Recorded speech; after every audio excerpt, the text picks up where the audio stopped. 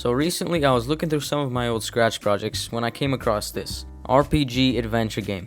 Basically it was a blend between Legend of Zelda with the same mechanics, but also Super Mario, with the end goal being that you have to save the princess. Except in my case it was a diamond.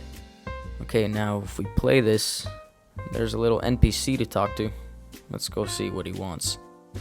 Your mission is to find the diamond stolen by the enemy soldiers. Find the diamond and win. I do remember there were a few bugs. Okay, the collisions didn't work that well.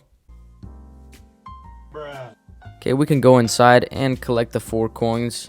And basically the whole point of the game is to collect 10 coins, buy the sword, and ultimately beat the final boss, if I can do that. Okay, so first I'll take out his minion. And I do remember that the boss doesn't have any knockback, so he could just plow right into you, like that. Man, that's some really complicated and bad code. I would not have the patience to do that now. Okay, so before we get started, I wrote out a checklist of everything that needs to be done, and in today's episode, I'll be going over the map, the player movement, animation, and also the collisions. Okay, let's open up Scratch and start a new project. And we're rolling. I immediately started working on the pixel art for the map. My plan was to have 9 parts of a grid, with each part having its own scene. So when I put all the scenes together, I get a complete map. And yeah, I still use Scratch for all my pixel art, and Vector for that matter. Honestly, it's just because I'm comfortable with it and I haven't really used anything else. It can be a pain sometimes, a lot of times, but right now it's all I got. So sit back, relax, and enjoy watching me suffer.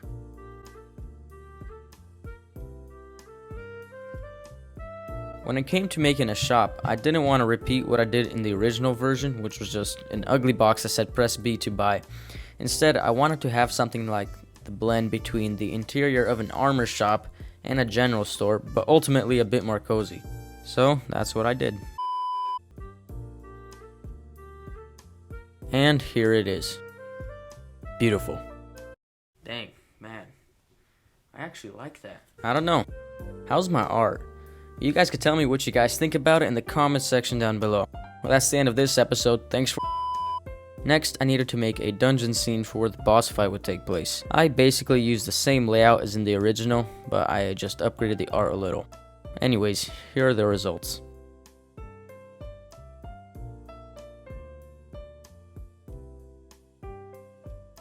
I also added these super satisfying flickering torches. Just look at that. Next on the agenda was the player. I originally made him a little taller and more detailed, but then I realized he'd need to be the same size as all the other sprites for him to fit, so I shrunk him down to this little figure. Next I made some simple movement script, which I eventually moved to his player move block. And now he has some basic movement. I didn't really like how I originally drew him, so I changed him to this more average looking outfit. I think that looks better.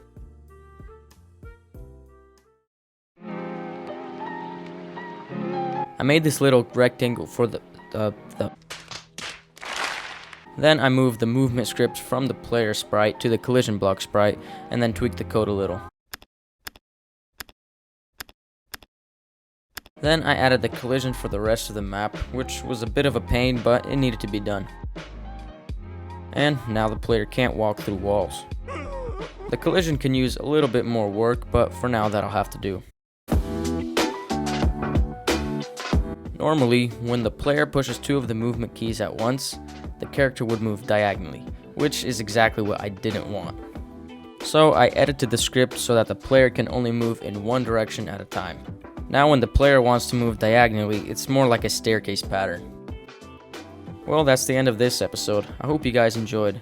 Thanks for watching, and I'll see you guys in the next one.